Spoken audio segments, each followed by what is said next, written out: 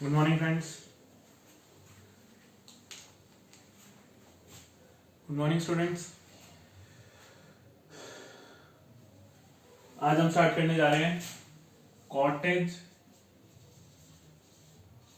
And small scale industries.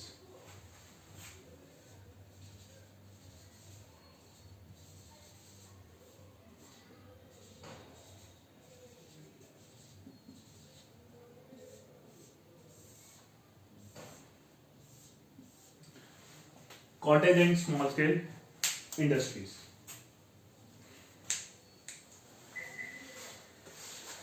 So cottage and small scale industries जो हैं वो बहुत ही एक इम्पॉर्टेंट प्लेस हमारी जो इकोनॉमी है, इंडियन इकोनॉमी, उसके अंदर एक बहुत ही इम्पॉर्टेंट रोल प्ले करती है। बिकॉज जब आपको अगर हम बात करें कि हमारी जो इंडस्ट्रीज हैं तो वहां पे कॉटेज इंडस्ट्रीज इंडिया के अंदर बहुत ज्यादा है। और बेसिकली आप जाते हैं गांव में देखते हैं और लोगों के पास उतनी इनकम नहीं है, उतना पैसा नहीं है जिससे कि वो बहुत बड़ी एक इंडस्ट्री सेटअप कर सके। तो they start with a small industry जिसको हम बेसिकली प्रेफर करते हैं, बोलते हैं कॉटेज इंडस्ट्रीज। सो जो ये जूट इंडस्ट्रीज हैं और आपकी हैंडीक्राफ्ट इंडस्ट्रीज हैं, these are all considered to cottage industries.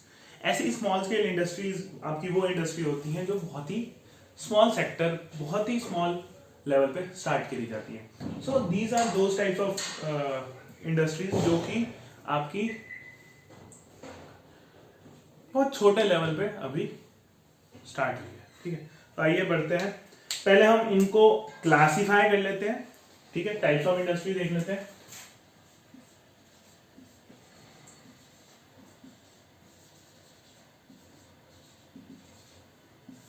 Types of industry में यहां पे 4 टाइप हो जाते हैं। पहला है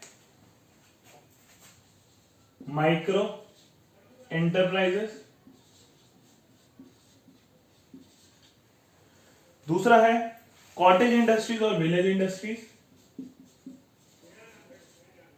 और विलेज इंडस्ट्रीज,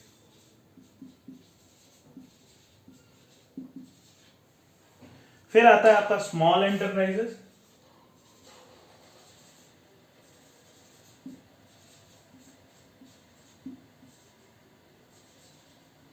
और लास्ट आपका आता है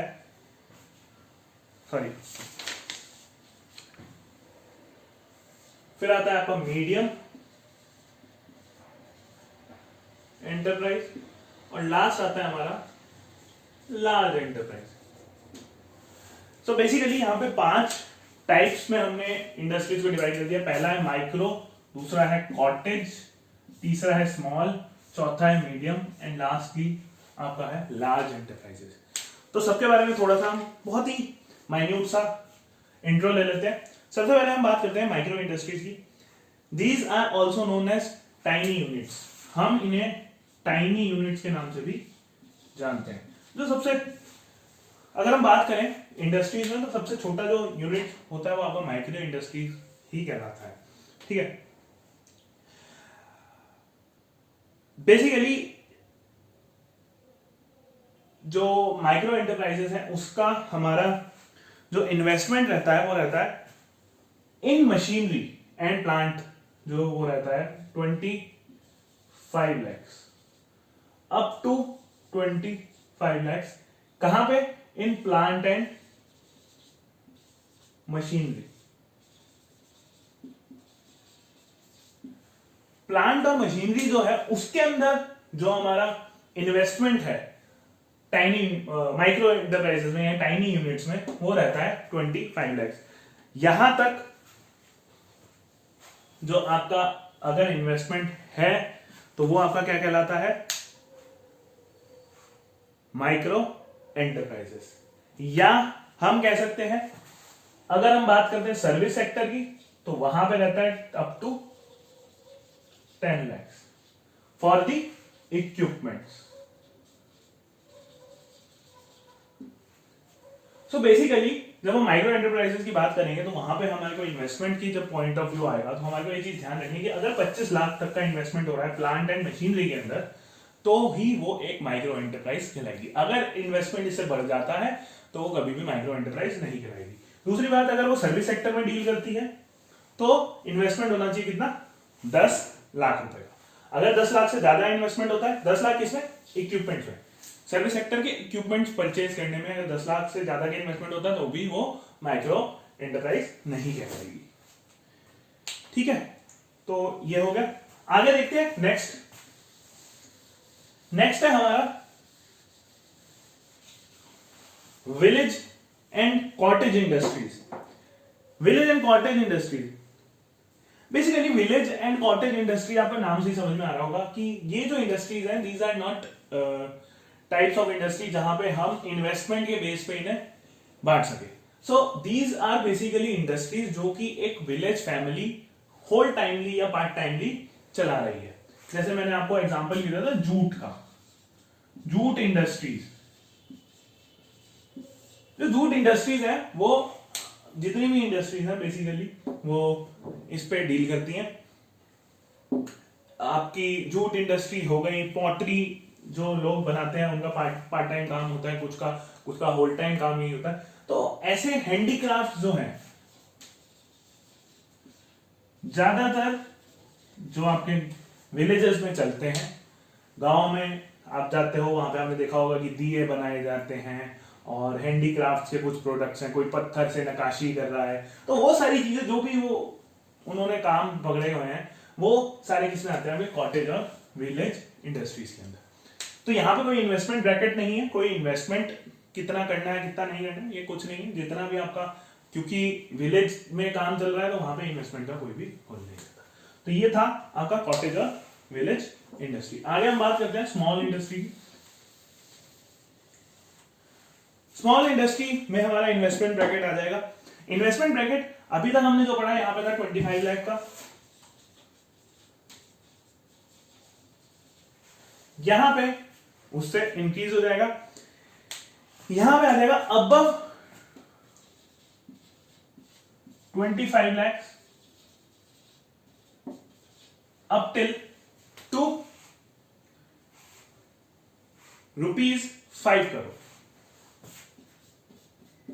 कितना, ₹5 करोड़। अगर हम बात करें प्लांट एंड मशीनरी की बेसिकली तो हमारा जो इन्वेस्टमेंट होना चाहिए स्मॉल इंडस्ट्रीज में आने के लिए, तो जब तक 25 लाख तक है तो वो क्या कहलाएगी, आपकी माइक्रो एंटरप्राइजेस। जैसे ही वो 25 लाख से बढ़ता है up to level of 5 crore, मतलब 25 लाख से ऊपर जाता है एंड टिल 5 करोड़ तक आपका क्या कहलाएगा, वो स्मॉल एंटरप्राइजेस। अगर हम सर्विस सेक्टर की बात करें, यही चीज सर्विस सेक्टर में आ जाती है, तो सर्विस सेक्टर में होगा अबव ₹10 लाख टू ₹2 करोड़। तो अगर हम 10 लाख, अगर हम बात करें सर्विस सेक्टर में इक्विपमेंट जो हम परचेज करते हैं, यहां पे हमने पढ़ा था अप टू 10 लाख वो क्या कहलाएगी, माइक्रो एंटरप्राइज। बट अगर हम बात करें स्मॉल एंटरप्राइजेस की, तो जैसे ही हमारा इन्वेस्टमेंट ब्रैकेट जो है, जैसे ही हम इन्वेस्टमेंट जो है 10 लाख से ऊपर बढ़ा देंगे और 2 करोड़ तक, 2 करोड़ तक हम उसे लेके जाएंगे, तो वो क्या कहलाएगी, आपकी स्मॉल एंटरप्राइज। तो बेसिकली हम इतनी 3 इंडस्ट्रीज के बारे में जान चुके हैं। आपको एक चीज समझ आना चाहिए कि जो इंडस्ट्रीज है वो यहाँ पे बांटी गई है किसके पे, आपका इन्वेस्टमेंट ब्रैकेट के बेस पे। ठीक है, 2006 में एक बहुत बड़ा चेंज लाया गया था गवर्नमेंट के द्वारा और उस टाइम पे ये ब्रैकेट्स के थ्रू कर दिया गया था और इंडस्ट्रीज को डिवाइड कर दिया गया था कि जितना आप इन्वेस्टमेंट करोगे उस बेस पे आपको इंडस्ट्री आपको माना जाएगा, इन्वेस्टमेंट आपकी मानी जाएगी। तो बेसिकली हमने स्मॉल एंटरप्राइजेस पढ़ लिया, ये अबव 25 लाख है till 5 crore for plant and machinery for manufacturing units. और जब हम बात करें सर्विस यूनिट्स की, तो सर्विस यूनिट्स में अबव 10 लाख टिल ₹2 करोड़। तो ये हो गया। अब हम बात करते हैं मीडियम एंटरप्राइजेस की। मीडियम एंटरप्राइजेस जब हम बात करेंगे तो हमारे को समझ आना चाहिए कि स्मॉल एंटरप्राइजेस जो हमने पढ़े थे, स्मॉल एंटरप्राइजेस में हमने पढ़ा कि अप टू लेवल 5 करोड़ है। तो मीडियम एंटरप्राइज स्टार्ट कहां होगा? अबव ₹5 करोड़ टू कहां तक जाएगा? Above ₹5 crore to ₹10 crore. मतलब अगर कोई कंपनी अपनी प्लांट एंड मशीनरी परचेज करती है या अपनी प्लांट एंड मशीनरी में इन्वेस्ट कर रही है 5 करोड़ से 10 करोड़ के बीच में, तो वो क्या कहलाएगी? Medium enterprise. If it is a manufacturing unit, अगर वो मैन्युफैक्चरिंग प्लांट है, वो मैन्युफैक्चरिंग इंडस्ट्री है। बट अगर वो सर्विस इंडस्ट्री होगी तब क्या होगा? सर्विस इंडस्ट्री में बेसिकली जब हमें पता है कि यहां पे 2 करोड़ तो था, यहां पे आ जाएगा अबव ₹2 करोड़ टू ₹5 करोड़। ठीक है। सो मीडियम एंटरप्राइज हमारी मैन्युफैक्चरिंग यूनिट कब कहलाएगी? जब वो 5 करोड़ से 10 करोड़ के बीच में इन्वेस्टमेंट कर रही होगी in their plant and machinery. और अगर हम बात करें सर्विस यूनिट की, तो वो कब कहलाएगी मीडियम एंटरप्राइज? जब वो अपने इक्विपमेंट्स परचेज करने के लिए इन्वेस्ट कर रही होगी 2 करोड़ से 5 करोड़ के बीच का। ठीक है। तो ये थी आपकी क्या? Medium enterprise.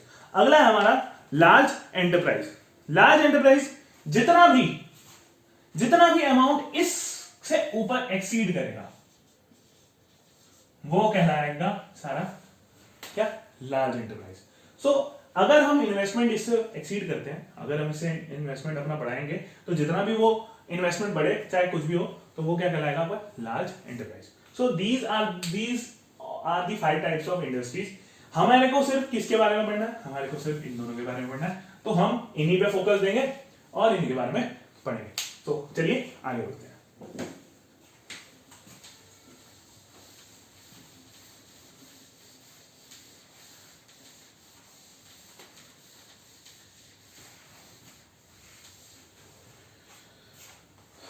सबसे पहले हम आ जाते हैं कॉटेज एंड विलेज इंडस्ट्रीज पे। कॉटेज एंड विलेज इंडस्ट्रीज के बारे में हमने जान लिया कि कैसे गवर्नमेंट ने उसको डिवाइड करा है, कैसे उसको बांटा है इंडस्ट्रीज को, कैसे उन्होंने एक्सप्लेनेशन दी है कि भाई ये इंडस्ट्री ये होती है, ये इंडस्ट्री होती है। सो आज हम उसी को आगे थोड़ा सा कंटिन्यू करेंगे कि भाई एक्चुअली में कॉटेज इंडस्ट्री है क्या। बेसिकली कॉटेज इंडस्ट्री की क्या डेफिनेशन है और आज के टाइम पे उसको क्या ऐसे क्यों बांटा गया है, ऐसे क्यों बोला जाता है। सो अगर हम कॉटेज इंडस्ट्री की बात करें, it is an industry which is run by an individual or with the help of the members of the family and very little capital in a village। किसी भी गांव के अंदर कोई एक पर्सन एक इंडस्ट्री चला रहा है, या तो वो खुद चला रहा है या उसकी फैमिली मेंबर्स सारे मिलके चला रहे हैं। ठीक है। With a very very little capital, थोड़ा सा पैसा लगा करके वो अगर ये काम कर रहा है, वो एक इंडस्ट्री बना रखी है उसने। फॉर एग्जाम्पल वो दिए बनाने का काम करता है, या वो पॉटरी बनाता है, या वो हैंडीक्राफ्ट बना रहा है, वो जूट प्रोडक्ट्स बना रहा है। So these are known as cottage and village industry. तो बेसिकली यहाँ पे होता क्या है, बहुत ही कम कैपिटल का यूज है, ज्यादा कैपिटल आप यूज नहीं करते हैं। विलेज इंडस्ट्रीज में, कॉटेज इंडस्ट्रीज में बहुत ही माइन्यूटली कैपिटल यूज है, क्योंकि आपको पता ही होगा कि विलेजेस में जितने लोग हैं ज्यादातर उनका ये काम जो है वो पार्ट टाइम भी हो सकता है और मेन काम भी हो सकता है, but they don't have that much of amount of capital to invest. उनके पास उतना पैसा नहीं होता कि वो लगा सके, वो इन्वेस्ट कर सके। सो दैट्स व्हाई ये जो इंडस्ट्रीज हैं क्या है, कॉटेज इंडस्ट्रीज हैं, जहां पे बहुत ही कम कैपिटल इन्वेस्ट होता है, लोग कैपिटल पैसा जो है ज्यादा नहीं लगाते। ठीक है। सो according to economic commission, cottage industry are those industries which are run fully and partially with the help of the family members। Basically अब देखिए, जैसे हम बात करें कि बहुत सारे ऑथर्स हैं, हर कोई अपने अपने तरीके से हर एक चीज को डिफाइन करता है, तो सेम यहाँ पे भी कॉटेज इंडस्ट्री को बहुत सारे लोगों ने अलग अलग अपने तरीके से डिफाइन किया हुआ है। वैसे ही एक इकोनॉमिक कमीशन है, उन्होंने कहा कि cottage industries are those industries जो कि फुल्ली या पार्शियली रन करी जाती है with the help of the family members. So basically बात सीधी सी वही है कि गांव में आप जब जाके देखोगे तो आप देखोगे कि अगर कोई घर है, घर में कोई पॉटरी बनाता है, कोई दिए बनाता है या पॉट्स बनाता है, तो आपने देखा होगा, नोटिस करा होगा कि सारे के सारे लोग जो फैमिली के मेंबर्स हैं उसके, वो भी उसके साथ लगे हुए होते हैं, वो भी साथ में उनके काम करने में उसकी हेल्प कर रहे होते हैं। So this is a thing, that's why आपको जो इकोनॉमिक कमीशन है उन्होंने भी यही चीज को डिफाइन करते हुए कॉटेज इंडस्ट्री को इस तरीके से डिफाइन करा है। ऐसे ही फिस्कल कमीशन ने कॉटेज इंडस्ट्री को डिफाइन करा इन द ईयर 1949 एंड 50। उन्होंने कहा cottage industry is an industry which is run either as a whole time और part time occupation with the full और partial help of members of the family. तो वही चीज है, वही चीज को इन्होंने थोड़ा सा और एक्सपैंड कर दिया। उन्होंने कहा कि भाई बात वही है, ये आपको फैमिली मेंबर्स के साथ हेल्प करनी है, फैमिली मेंबर्स ही आपके इसमें हेल्प करेंगे इस इंडस्ट्री को रन करने के लिए। बट यहाँ पे उन्होंने एक चीज और कह दी कि या तो ये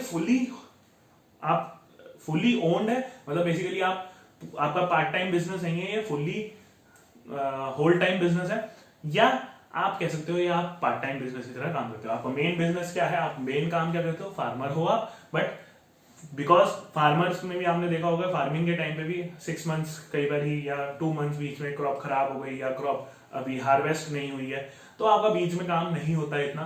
सो उस टाइम पे फार्मर्स जो है इस पे पार्ट टाइमली ऐसी चीजों में अपने आप को इन्वेस्टेड रखते हैं, वो इस काम में लग जाते हैं। तो basically cottage industries are these kind of industry.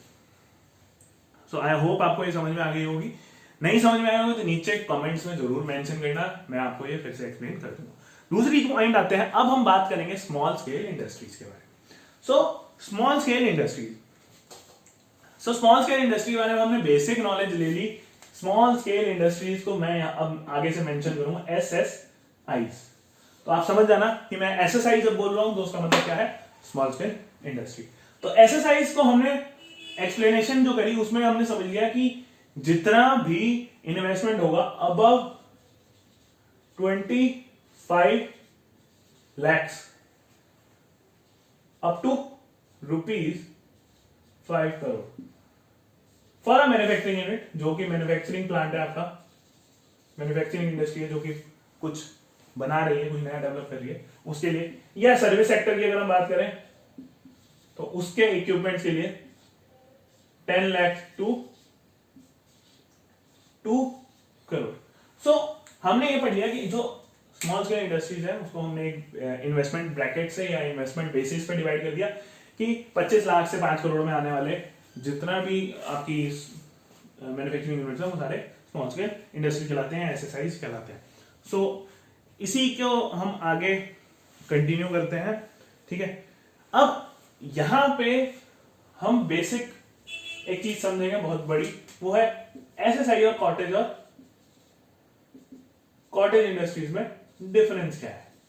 What is the difference between SSIs and cottage industries, कि कॉटेज इंडस्ट्रीज क्या है, SSIs क्या है, उनके बारे में थोड़ा सा बेसिक सा डिफरेंस समझ लेते हैं। बिकॉज हमारा जो चैप्टर है वो इसी के बेस पे है कि cottage and small scale industries हैं क्या उनकी इंपॉर्टेंस है हमारी इकोनॉमी के अंदर, और वो क्या मान्यता रखती है कि भाई हमारी इकोनॉमी जो है वो कितनी फुलफिल्ड है with the help of these.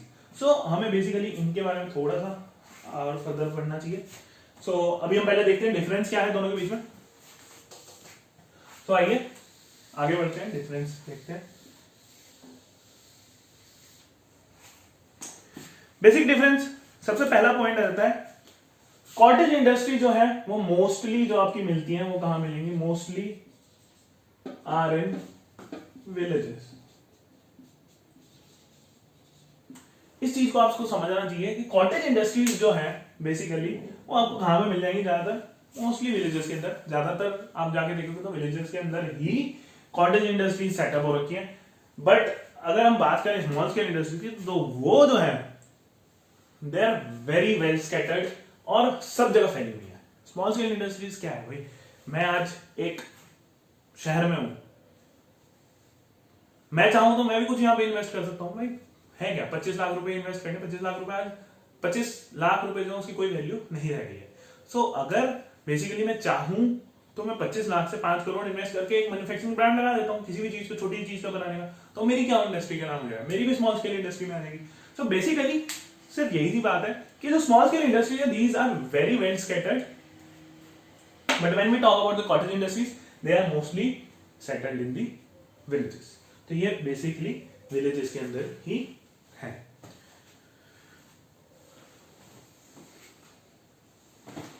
सो आगे हम देखते हैं अगला पॉइंट जो है, अगला पॉइंट हमारा आ जाता है cottage industries do not have hired labours. Cottage industries जो है, आपने नोटिस करा होगा इस चीज का कि भाई मैंने आपको बताया है, बहुत टाइम से मैं यही चीज को समझाने की कोशिश कर रहा हूँ, मैं इसी पे स्ट्रेन दे रहा हूँ, इसी पे फोकस दे रहा हूँ कि भाई जो कॉटेज इंडस्ट्रीज हैं वो कौन चलाता है? या तो जो ओनर है, जो विलेजर है वो खुद, या उसकी फैमिली मेंबर्स मिलके चला रहे होंगे। सो यहां पे जो है हायर्ड लेबर्स का यूज नहीं होता। They are not using hired labours. वो लोगों को हायर नहीं करते काम करने के लिए, वो सिर्फ फैमिली मेंबर्स को मिला के उनको सिखा के काम उन्हीं के साथ कर लेते हैं, बिकॉज उनके पास इतना कैपिटल ही नहीं है, उनके पास इतना पैसा नहीं है कि वो लेबर्स को हायर कर सकें। बट हम बात करें स्मॉल स्केल इंडस्ट्रीज की, जो स्मॉल स्केल इंडस्ट्रीज है वो 25 लाख तक इन्वेस्ट कर रही है, 25 लाख से वो स्टार्टिंग कर रही है, 5 करोड़ तक वो इन्वेस्ट कर सकती है। तो जब ऐसी जो कंपनीज हैं वो क्या खुद काम कर रही होंगी? बिल्कुल खुद भी काम कर रहा होगा, ओनर जो होगा वो खुद भी कुछ काम कर रहा होगा, बट द पॉइंट इज वो मैनेजमेंट का काम कर रहा होगा, वो मैनेज करने का काम कर रहा होगा। बेसिकली वो काम किससे करवा रहा होगा? लेबर से। उसने अपने काम करने के लिए हायर करे होंगे कुछ लेबर्स, कुछ वर्कर्स, जिनसे वो काम करवा रहा होगा। तो स्मॉल स्केल इंडस्ट्री जो है हायर लेबर्स के काम करवाती है, बट कॉटेज इंडस्ट्री जो है दे don't have that much of money जिससे कि वो हायर करके कुछ किसी लेबर से काम करवा सके। अगला पॉइंट आ जाता है, cottage usually meet local requirements but production of small scale industries meet the demand of large area. तो देखो बहुत ही बेसिक सी चीज है कि जब हम बात करते हैं कॉटेज इंडस्ट्री की, तो हमें को ये चीज समझ लेनी चाहिए, जब हम कैपिटल नहीं लगा रहा है, कोई पैसा नहीं लगा रहा है, तो हमारे को ये चीज भी समझनी चाहिए कि वो जो है वो सिर्फ और सिर्फ लोकल नीड्स पूरी कर पाएगा। क्यों? क्योंकि उसके पास तो उतने लेबर ही नहीं है, उसके पास तो उतना रॉ मटेरियल ही नहीं है कि वो प्रोडक्ट बना सके बहुत लार्ज एरिया के लिए। वो सिर्फ और सिर्फ लोकल रिक्वायरमेंट्स पूरी करने के लिए काम करता है। तो जो कॉटेज इंडस्ट्रीज है they just provide things for the local requirements, वो अपनी लोकल रिक्वायरमेंट्स फुलफिल करते हैं। बट जब हम बात करते हैं स्मॉल स्केल इंडस्ट्री की, तो they can fulfil requirements of a large area, they can cater a large area. क्यों? क्योंकि वो एक मार्केट से ज्यादा भी कैटर कर सकते हैं, क्योंकि because they have a huge capital invested.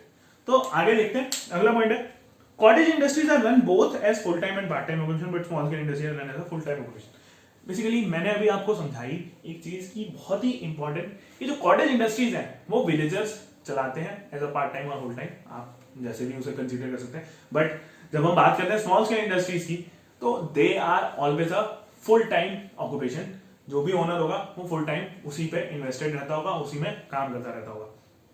So but जब हम बात करते हैं कॉटेज इंडस्ट्री की, तो they are not like that, वो पार्ट टाइम भी चल सकती है फुल टाइम भी चल सकती है। अगला पॉइंट आता है, cottage industry are located in the homes of the artisans but small scale industries are located in the not located in the homes. तो इस चीज को बहुत अच्छे से समझते हैं सॉरी, कि भाई कॉटेज इंडस्ट्रीज जो है वो आपकी इंडस्ट्रीज बेसिकली लोकेटेड जो होती हैं, वो जो विलेजर्स का घर है, जो फार्मर्स हैं या जो विलेजर्स हैं जो उन्हें ओन करते हैं जो कॉटेज इंडस्ट्रीज को, वो उन्हीं के घर के अंदर ही काम चल रहा होता है। आपने कभी नोटिस करा, आप पॉट लेने गए हो कभी कहीं पे, या आप किसी भी विलेज से गुजर रहे हो, आपने देखा हो कि भाई विलेजर्स जो है वहां पे पॉटरी का काम कर रहा है कोई, तो that is a whole industry. Basically that is a cottage industry. जो आप उसको देखते हैं कि वो पॉटरी बना रहा है, उसमें पॉटरी बेच रहा है, बाहर दुकान लगा रखी है, घर के अंदर पॉटरी बन रही है, तो आप इस चीज को नोटिस करें तो होता क्या है, कॉटेज इंडस्ट्री जो है वो एक घर के अंदर ही सेटअप होती है पूरी। मैंने आपको बताया कि उनके पास कैपिटल ही नहीं है, उनके पास पैसा ही नहीं है कि वो इन्वेस्ट कर सके इतना। सो वो क्या है, वो सिर्फ और सिर्फ एक ही जगह पे अपना उसको सेटअप करते हैं। बट जब हम बात करते हैं small scale industry, they are a full setup. वो एक डिफरेंट पूरी लोकेशन होगी, वहां पे वो पूरी अच्छे तरीके से बनाई गई होगी और वहीं पे सारा काम चल रहा होगा। नेक्स्ट आते हैं, traditional goods like khadi, mattress, shoes etcetera are produce in cottage industry where small industry produce many modern goods like radio, television, mixie etcetera. So जब हम बात करें उनकी आपका कॉटेज इंडस्ट्री की, तो मैंने आपको बताया कि कॉटेज इंडस्ट्री बेसिकली किस में डील करती है। सो थोड़ा सा और मैं उसको एक्सप्लेन कर देता हूँ। कॉटेज इंडस्ट्री ज्यादातर आपकी जो डील करती है वो करती है ट्रेडिशनल गुड्स के अंदर। जो ट्रेडिशनली गुड्स हैं वो जल्दी से आपके घर के अंदर बन जाते हैं, बेसिकली लोग बना लेते हैं। Villagers are very capable of making those things at home. So वो गुड्स, जैसे फॉर एग्जांपल मैंने आपको भी दिया पॉटरी का, जूट प्रोडक्ट्स का, खादी प्रोडक्ट्स का, और भी बहुत सारे जो छोटे मोटे प्रोडक्ट्स हैं they can make at home. So जो घर के अंदर बनाए जा सकते हैं वो प्रोडक्ट्स ही कॉटेज इंडस्ट्री के अंदर यूज करे जाते हैं, और ज्यादातर ये प्रोडक्ट्स कौन से होते हैं, ट्रेडिशनल गुड्स होते हैं। बट स्मॉल स्केल इंडस्ट्री जब हम बात करें, स्मॉल स्केल इंडस्ट्री में आप किसी भी टाइप का प्रोडक्ट क्रिएट कर सकते हो। Small scale industries are basically manufacturing units, वो हर एक टाइप का प्रोडक्ट बना सकती है, बस लिमिट क्या रहनी चाहिए, इन्वेस्टमेंट लिमिट, तभी वो स्मॉल स्केल इंडस्ट्री कहलाएगी। नेक्स्ट आता है cottage industry produce ancillary goods for small industries, whereas small industries produce ancillary goods for large industries. Basically ancillary goods क्या होते हैं, हम बात करते हैं एंसिलरी गुड्स की। Ancillary goods are those goods that helps to make finish products. Basically होता क्या है कि फिनिश प्रोडक्ट्स बनाने के लिए हमारे को कुछ गुड्स चाहिए होते हैं, उनको हम कहते हैं एंसिलरी गुड्स। सो ये कॉटेज इंडस्ट्रीज जो है वो एंसिलरी गुड्स बनाती है, किनके लिए, स्मॉल स्केल इंडस्ट्री के लिए। स्मॉल स्केल इंडस्ट्री को जो गुड्स चाहिए फॉर मेकिंग देयर प्रोडक्ट्स, उसके लिए ये एंसिलरी प्रोडक्ट्स बनाती है। एंड ऐसे ही जब हम बात करें स्मॉल स्केल इंडस्ट्री की, तो स्मॉल स्केल इंडस्ट्री जो है एंसिलरी गुड्स बनाती है किसके लिए, लार्ज स्केल इंडस्ट्री के। सो यही एक बहुत इंपॉर्टेंट पॉइंट है, और इसी के साथ यहाँ पे डिफरेंस खत्म होता है cottage and small scale industry का। तो आज की क्लास के लिए इतना ही, आगे बढ़ते हैं कल।